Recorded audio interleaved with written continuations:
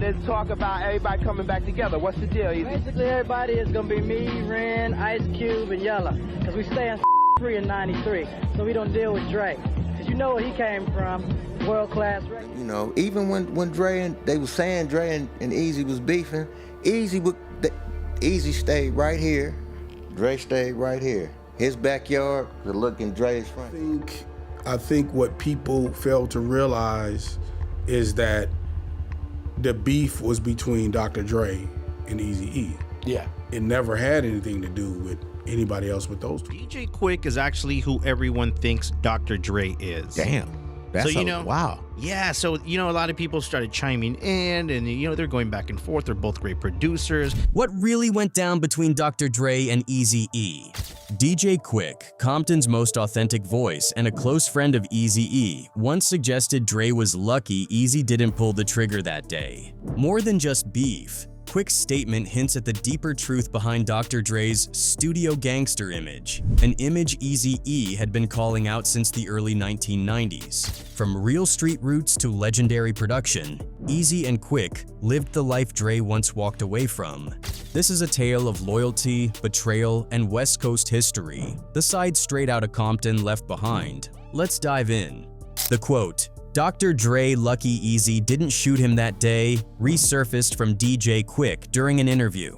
While it doesn't refer to a publicly confirmed specific incident, it reflects the intensity of tension between Dr. Dre and Eazy-E after NWA's breakup and Dre's controversial exit from Ruthless Records. In 1991, Dr. Dre left Ruthless to co-found Death Row Records alongside Suge Knight. While the 2015 biopic Straight Outta Compton framed this departure as a move of empowerment, insider accounts, especially from Jerry Heller's memoir Ruthless Records, Mike Klein, and journalist Ben Westhoff depict a darker series of events. According to Klein and Heller, Suge Knight and his crew allegedly stormed Ruthless's offices armed with baseball bats and threats to secure Dre's release. Eazy-E initially refused. He viewed Dre not only as a business partner, but as a brother in arms. The betrayal hit personally. Jerry Heller recalled Eazy's emotional reaction. The man who helped build NWA was now the target of coercion and aggression from someone he once called a friend. Heller revealed in his memoir that Eazy-E even contemplated retaliation against Suge Knight, allegedly telling him he wanted to kill Suge. Heller talked him out of it, a moment he later admitted he regretted. That's the tension DJ Quik alluded to. Eazy-E didn't strike back violently. Instead, he chose to channel the tension into music and business moves. In 1993, Eazy dropped the diss track Real G's, targeting Dre and his reinvented image. The video used archived photos of Dre's world-class Wreckin' Crew days to mock the shift from sequined suits to gangsta gear. It was a direct hit at what Eazy considered Dre's manufactured persona. It would have been worse. The situation would have been worse way before that. Okay, so he showed up. They pulled guns out on him. In a Vlad TV interview, BG Knockout, one of Eazy-E's trusted affiliates, recalled a tense hotel meeting where Suge Knight allegedly tried to pressure Eazy into signing over rights. Eazy, unshaken, faked the signature and walked out. While there's no confirmed report that Eazy ever pulled a weapon on Dr. Dre, the atmosphere during that era was volatile. DJ Quik would later add to the tension, saying on camera, "Dr. Dre lucky Eazy didn't shoot him that day." Whether literal or not, it reflected a time when retaliation always lingered as a real possibility. DJ Quik and Eazy-E were bonded by more than music. They were both born and raised in Compton and emerged from environments shaped by gang culture, struggle, and survival. He offered to buy me off of Profile Records, because he felt that, we could make money together. So I was with it, but... David Marvin Blake, aka DJ Quik, was affiliated with the Treetop Piru Bloods and had built a reputation in the streets before music ever gave him a platform. His early mixtapes, like The Red Tape, circulated widely and authentically. By the time he released his debut album Quik is the Name in 1991, he already had real credibility. Eazy-E, born Eric Wright, wasn't a rapper by design. He was a businessman who turned his street hustle into a music empire. through Ruthless Records, he helped launch NWA and gave the streets a voice on a global scale. Quik later stated in interviews, "I'm living the way I am because I knew Eric Wright." That statement underscored Eazy's influence not just musically, but personally. While many producers were aligning themselves with rising stars like Dr. Dre and Suge Knight, Quik stayed close to Eazy. When Dre launched attacks on Eazy with the Dre Day video mocking him as Sleazy E, Quik never joined the pile on. He continued producing for Ruthless-affiliated acts and supporting Eazy behind the scenes. Eazy and Quik didn't just collaborate. They respected one another as men who lived what they rapped. Their bond wasn't based on PR deals or marketing gimmicks. It was real. The coolest Eazy-E story I got is actually quite a few of them. Whenever he used to buy race cars, he'd come and grab me from the studio and take me rocketing down the street. Quik never needed to reinvent himself or posture to maintain relevance. Unlike others who curated their image to fit the industry's shifting standards, Quik was validated by his background and respected by his city. He once noted in an interview that he never needed security in Compton. That type of acceptance couldn't be manufactured. Eazy recognized that. To him, Quik wasn't just a producer, he was a real one. And in an industry full of reinvention, their brotherhood remained unchanged. The story of Dr. Dre leaving Ruthless Records is one of the most contested in hip-hop history. While films and Dre's brand have often painted the exit as a bold and necessary move, multiple eyewitnesses paint a far more complex and dangerous picture. According to Jerry Heller's memoir and statements from Ruthless Records' former Mike Klein, Suge Knight arrived at Ruthless with a team and weapons, not legal paperwork. Their demand was simple: release Dr. Dre and the DOC from their contracts. Eazy-E was blindsided. Dre's desire to leave was not new, but the tactics used to make it happen were. Journalist Ben Westhoff, who conducted deep investigations into this period for LA Weekly and his book Original Gangstas, confirmed the same accounts. Eazy-E eventually agreed to let Dre leave, but not willingly. He felt backed into a corner. That decision was a turning point. Dre, now aligned with Suge Knight, helped establish Death Row Records. He rebranded himself from an electro-funk DJ to a hardened gangster rapper. The shift, while commercially successful, was not without controversy. Lil Eazy-E, Eazy's son, has spoken in interviews about how his father was portrayed in Straight Outta Compton. He suggested the movie downplayed his father's strategic mind and depicted him as weaker than he really was. Eazy wasn't just a rapper, he was the owner of the label that built the movement. What history often forgets is that Eazy-E had the power to escalate, but didn't. In multiple interviews before his death, he alluded to the betrayal and pressure he faced, but he never publicly lashed out beyond music. The power dynamics behind Dre's departure were far more aggressive than any film revealed. And for those inside Ruthless Records, the pain wasn't just legal, it was personal. When Eazy-E released Real G's in 1993, it wasn't just a diss, it was a statement of authenticity. He was calling out what he believed to be fraud in Dr. Dre's image. The song took direct aim at Dre's transformation from a member of world-class wreckin' crew, known for glittery outfits and dance tracks, to a gangsta rap pioneer. Eazy used old photos and mocked lyrics to suggest that Dre's street persona was built, not lived. This idea of the studio gangster became a defining insult, and while fans debated whether Dre's persona was real or not, Eazy made it clear he believed it was an act. While Dre was gaining mainstream acceptance through The Chronic, Eazy's diss track remained rooted in the streets. It reflected the voice of those who knew Dre before Death Row, before the gangster branding. DJ Quik didn't have to call Dre out directly. His life stood as contrast enough. Raised in Compton, affiliated with real gangs, and respected without rebranding, Quik represented what Eazy defined as a real G. Years later, on hip-hop forums and interview retrospectives, comparisons continued. One Reddit user famously said, "Quik is who Dre wants to be. The streets respect Quik more." While that reflects fan opinion, it echoes a long-standing belief in the culture. Authenticity isn't sold, it's lived. I was doing that with Dr. Dre in 1999. and did it myself. Dre was blown away. Dre was like, God damn, it's like, you really did that. I was like, yeah.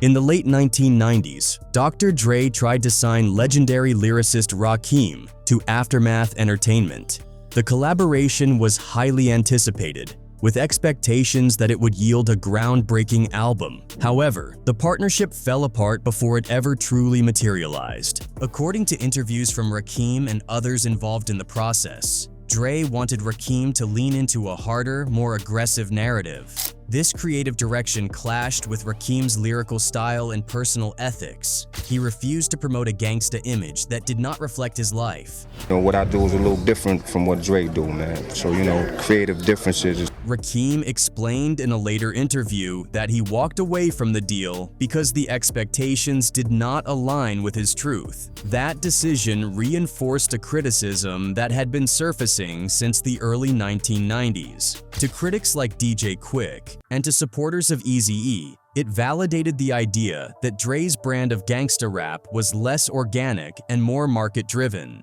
DJ Quik is often described as one of hip-hop's most underrated architects. A true musical polymath, Quik wasn't just a rapper. He was the producer, the engineer, the arranger, and in many cases, the entire backbone of the track.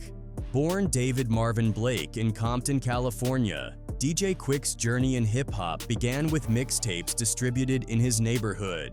His raw talent caught fire locally, and by 1991, he released his debut album Quik is the Name under Profile Records. The album would go platinum, driven by hits like Toe Night and Born and Raised in Compton. Quik's sound was instantly recognizable. Live instrumentation layered over thick funk grooves, intricate drum patterns, and soulful keys. He was one of the first West Coast producers to integrate live bass and guitar into gangsta rap, giving his records a musicality and warmth that stood apart from the sample-heavy sounds of his contemporaries. Way Too Funky, 1992, and Safe Plus Sound, 1995, built on that signature. He did it all himself, recording, mixing, and mastering tracks from scratch. Throughout the 1990s and into the 2000s, DJ Quik's influence expanded beyond his solo discography. He became a sought-after producer for elite West Coast acts. He produced Hearts of Men for Tupac on All Eyes on Me, contributed to Snoop Dogg's Thaw Last Meal, worked with Corrupt and AMG, and helped shape the soulful tone of the West Coast during a time when G-Funk dominated. Even into the 2000s and 10s, Quik remained relevant, contributing to Kendrick Lamar's Good Kid, MAAD City Sessions, and mixing records with precision and speed that industry engineers still marvel at. What truly separates DJ Quik from his peers is his technical mastery. Known in engineering circles for his speed, Quik could mix and master entire projects in a single session without compromising quality. In interviews, he's spoken about mixing records with such efficiency that veteran producers and engineers are left stunned. Quik once said he mixed Ludacris's Release Therapy album in under 6 hours, a claim corroborated by members of Ludacris's camp and engineers present at the session. Few artists in hip-hop history wear as many hats: producer, composer, engineer, and performer, and do them all at a high level. Unlike Dr. Dre, who built his empire through collaboration with co-producers like Melman, Scott Storch, Daz Dillinger, and Mike Elizondo, DJ Quik typically ran a one-man operation. He engineered his own vocals, mixed the records himself, and often played many of the instruments on his productions. That autonomy gave his work a cohesive sound and set him apart as a craftsman. Commercially, DJ Quik never reached the branding heights of Dr. Dre's Aftermath or Beats by Dre empire. He didn't have billion-dollar deals or massive cosigns from Apple or Interscope. But within the hip-hop community, particularly on the West Coast, DJ Quik is regarded as a musical genius. Artists like Snoop Dogg, Kendrick Lamar, The Game, and even producers like Battlecat and Terrace Martin have publicly praised Quik as a pioneer and inspiration. Even behind the scenes, Quik's technical work made him invaluable. He mixed songs for Jay-Z, Talib Kweli, and Janet Jackson, and has said that he often came in to clean up, or complete projects when other engineers couldn't get the sound right. In one interview, he revealed that his skills were even sought after by Dr. Dre himself on multiple occasions. Though rarely discussed in mainstream media, there is deep mutual respect between the two producers, albeit with competitive undertones. In recent years, DJ Quik has become more vocal about his contributions being overlooked. During a 2021 social media post, Quik expressed frustration, saying he believed he deserved a star on the Hollywood Walk of Fame and even a Grammy nod for lifetime achievement. His catalog, which spans over 3 decades, continues to influence new artists, and his work remains a blueprint for independent producers, striving for both sonic excellence and artistic control. DJ Quik's legacy isn't defined by hype or headlines. It's embedded in the DNA of West Coast hip-hop. He may not have the commercial empire of a Dr. Dre, but among music technicians, DJs, and West Coast legends, he's revered as one of the most complete and uncompromising artists to ever touch a mixing board. When Straight Outta Compton hit theaters in August 2015, it did more than just tell a story. It reintroduced the legacy of NWA to a new generation. Directed by F. Gary Gray and executive produced by Dr. Dre and Ice Cube, the film was a commercial juggernaut. It grossed over $200 million worldwide, becoming the most successful musical biopic of all time at that point. With powerful performances, a nostalgic soundtrack, and a Hollywood-level polish, Straight Outta Compton turned NWA into icons for a mainstream audience. But beneath the success, critics, historians, and former collaborators pointed out glaring omissions. While the movie focused on Dre and Cube's rise and struggles, it left out the darker, more complex elements that shaped the real story behind the group. Key industry players and family members argued that the narrative was sanitized, curated to protect brands, and deliberately framed to elevate certain legacies, while downplaying others. And Eazy said, "You know this guy Suge Knight?" I said, "Yeah." He says, "Well, I'm going to kill him." He said, "This guy's going to be a problem." One of the most conspicuous absences was Suge Knight's real role in Dr. Dre's departure from Ruthless Records. In the film, Suge is portrayed as aggressive, but the extent of his intimidation tactics, allegedly involving threats and physical force, was softened. In reality, accounts from insiders such as BG Knockout, Lazy Bone, and even Ruthless staff describe a much more violent and calculated exit. There were claims of intimidation during a supposed hotel meeting between Suge and Eazy-E, where Eazy allegedly faked a signature to avoid being coerced. None of this made it into the final cut. Also underplayed was Eazy-E's role as the true architect of NWA and the powerhouse behind Ruthless Records. Eazy wasn't just the face of the group, he was the business mind. He co-founded Ruthless with Jerry Heller and built the label from the ground up, distributing early NWA records independently before landing deals that helped the group explode nationwide. But in Straight Outta Compton, Eazy's image was largely reduced to a tragic figure, talented but outmaneuvered, failing to highlight his visionary entrepreneurship and ability to spot talent early. Eazy signed and developed acts like Bone Thugs-n-Harmony and Above the Law, extending Ruthless's legacy well beyond NWA's prime. His son, Lil Eazy-E, later voiced public dissatisfaction with the portrayal. In interviews, he claimed the film failed to present his father's sharp intellect, leadership, and ability to stand firm even in the face of betrayal and corporate sabotage. He also criticized the lack of consultation with Eazy's family during the production, noting that they had insight and stories that could have provided more balance. The film also glossed over key internal group tensions. MC Ren, one of NWA's founding lyricists, was given surprisingly limited screen time. Despite writing a large portion of NWA's lyrics during their peak, his contributions were pushed to the background. In a now viral tweet from 2015, MC Ren called out the film for minimizing his role, stating, "True fans know my role in the group as far as lyrics are concerned. Don't let the movie fool you about my contribution to the group."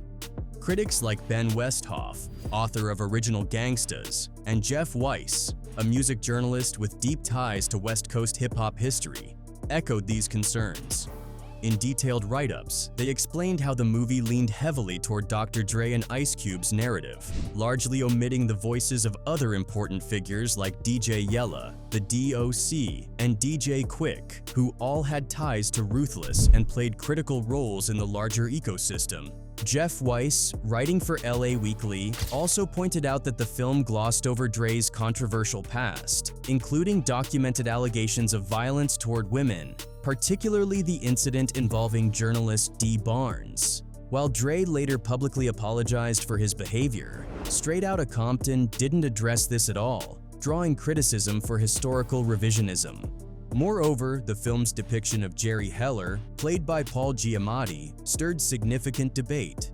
Heller, who passed away in 2016, was portrayed as manipulative and financially self-serving. He and others close to Ruthless Records disputed that image, suggesting the portrayal was biased and potentially defamatory. Heller even filed a defamation lawsuit against the producers of the film before his death. While the movie succeeded in immortalizing NWA's cultural impact, its narrative omissions created a parallel discussion, one about who gets to tell the story and what gets left behind in the process. For many in the hip-hop community, especially those who lived through that era, Straight Outta Compton wasn't a complete picture. It was one angle, crafted by those with the loudest platforms and the biggest stakes. The voices of DJ Quik, Above the Law, and even Eazy-E's children were left out of the editing room. Quik himself, who had been part of the West Coast movement since the early 90s and had personal ties with Eazy, was never mentioned in the film. Yet his contributions as a peer producer, a technician, and a rival voice to Dr. Dre's dominance remain vital to understanding that era.